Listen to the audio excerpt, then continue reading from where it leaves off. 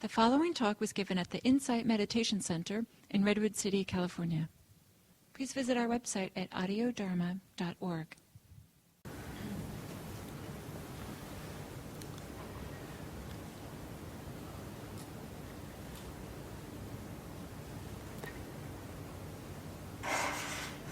So it's worth considering that life is much better if you breathe. And breathing mindfully, breathing with awareness, letting breathing be at the center of your life, and it's like your life arises out of your breathing, is a wonderful way of living a life that is not caught or trapped or restricted or held. Our breathing is really one of our best friends. You can stay close to your breathing and feel what goes on as you breathe. Notice your breath and keep it lubricated, keep it relaxed. So much in life goes easier because if you're staying with the rhythm of breathing in a relaxed way, it's actually hard to stay caught in emotions, get caught in our attitudes, caught in our thoughts. It's a lubricant that keeps things flowing and moving. And one of the great tasks of life is to learn to breathe. And all of you apparently have been breathing successfully for many years, so it's a strange thing to say. But I was surprised that when I was about 20 or 21, I was living on a farm with a couple of friends, a very rural, simple life. And in the course of those months of living there, I discovered how to breathe. That's how I thought about it for myself. Wow, I've learned how to breathe here. And the reason was that I discovered a different kind of breath than I had ever had before. I discovered how the breathing could be relaxed, open, easeful, and kind of embodied in my body. My body kind of loosened up in my torso, my diaphragm, my belly, and this feeling of spaciousness around breathing in and breathing out, that came not so much from meditation, I did a little bit, but from a lifestyle that was very deeply relaxing, a rural lifestyle away from any kind of world, and there was no television or computers back then, and just me and the cows going out, and a lot of work, a lot of physical work. It probably helped. There's a kind of a Sufi teacher named Gurdjieff. He studied Sufism for a long time, and the story he tells is going to someplace like Afghanistan or from Russia, where he came from, to study. And he found this Sufi master, and this Sufi teacher said, "Why are you here?" And Gurdjieff said, "I'm here to learn how to breathe." And then his teacher started laughing, and then proceeded for the next years to teach Gurdjieff how to breathe. And so meditation, mindfulness, Buddhist practice could be seen as a whole practice to learning how to breathe. Breathe in a fuller, open way. The word anxiety comes from, I think, Greek, meaning to choke. And it's, telling, right? When we're filled with anxiety, we hold our breath, we choke, we tighten up. And when we hold our emotions back, when we kind of suppress the emotions, we don't want to face what's going on, we often do that indirectly by holding our breath or tightening it. So one of the things to notice about breathing is to notice what parts of your body are active when you breathe and what parts of your body are inactive. So if you're sitting very quietly in meditation, it's really fascinating. If you have an open, relaxed breathing, how much of your body moves in response. Very, very subtle kind of expansion, contraction, waves of kind of pressure and release of pressure. It can go down your arms, it can go all the way down into your lower legs, it can go spread certainly your whole torso, and even up into your head. You can feel sometimes very, very sensitive. You can feel there's a kind of a rhythm, a flow, just breathing in, breathing out. But there's usually some place where it's most pronounced in daily life. Sometimes it can be in the chest, and that's where the breathing is most felt, more active. sometimes in the belly, sometimes the diaphragm, sometimes in the mouth and the throat. Where is it most alive or more active? Where is it energized? And where is it absent? You could feel, some people have this shallow chest breathing sometimes because they're anxious or preoccupied or, angry or something. And so it's not happening in the belly. The diaphragm's not moving.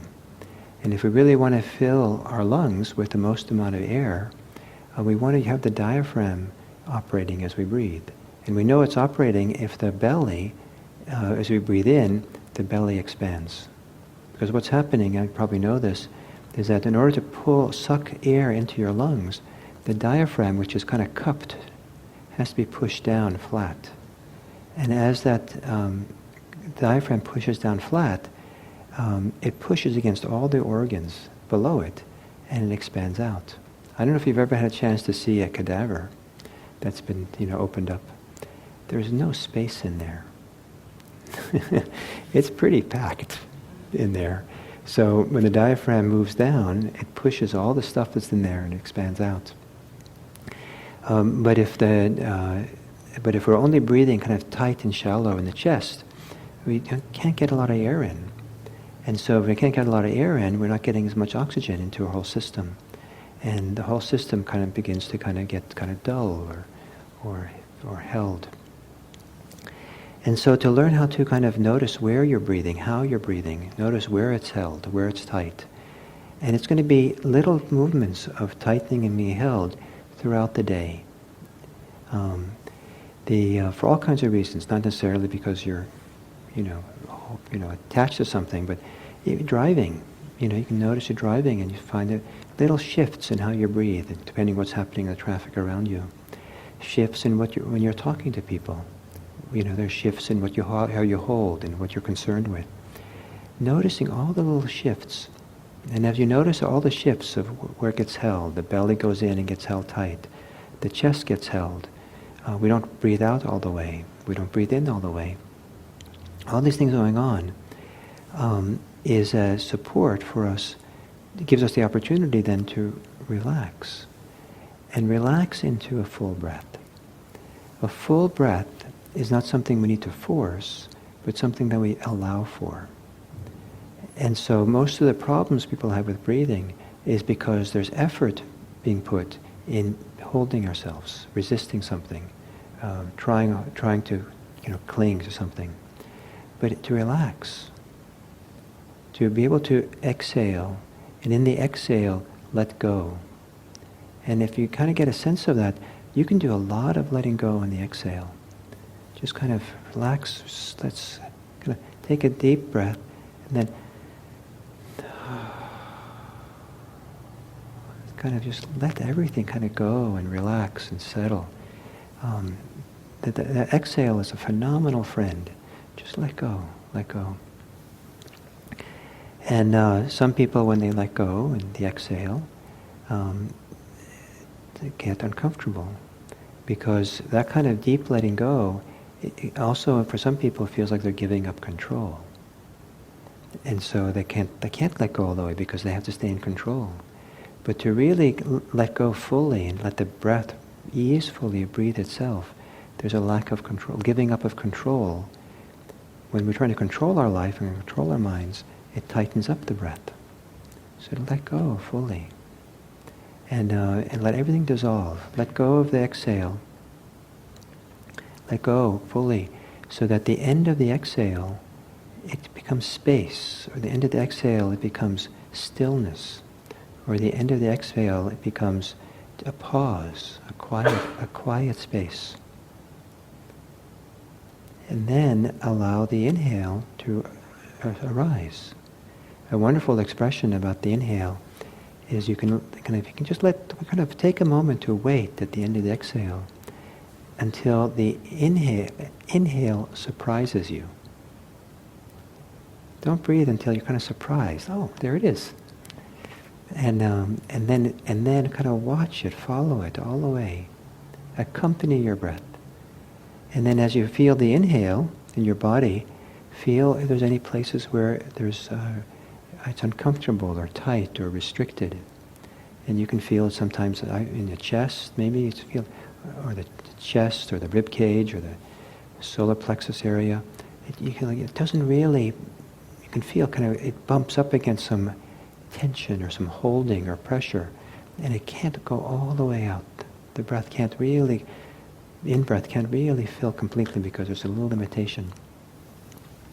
And a great thing to do is to just stay present and massage that sense of pressure, that limitation, that place of holding. You don't have to necessarily let go of it, but just breathe up against it over and over and over again. Up against it, every time you inhale. And it's like a massage. And something begins to shift and change over time.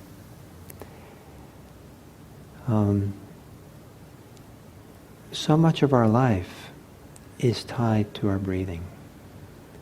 The more free our breathing is, the more the rest of our life can be free as well. So to really kind of get to know your breathing, become a friend of your breathing, let your breathing become your friend.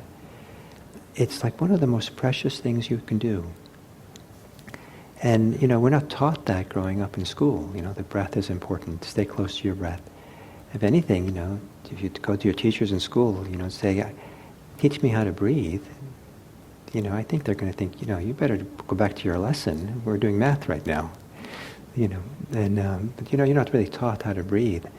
But I think that it's probably one of the most important skills a person can learn in their life, is learning how to breathe in a relaxed, open way, and learn the ability to track your breathing, to connect to it regularly. Make it something you touch in with all the time. Get to know your breathing. And it isn't that breathing is then, this uninteresting life. You're like losing your life, getting lost in your breath. It's more like as you lose your life when you don't breathe properly. And when you start breathing in an open, relaxed way, then life itself opens up in a nice way. There's more space, there's more calm, there's more awareness, more mindfulness. It's a wonderful thing to have kind of settle in and become, So the breathing is the great lubricator. It's also for many people the great calmer, the great relaxer. And you probably know that many times people are told to breathe deeply if they're stressed. But breathing, it's a great thing, your breath. So I hope that this little encouragement is you'll take it to heart and give your breath a second chance. Get to know it more. And maybe you also will have the experience, I finally learned how to breathe. So thank you.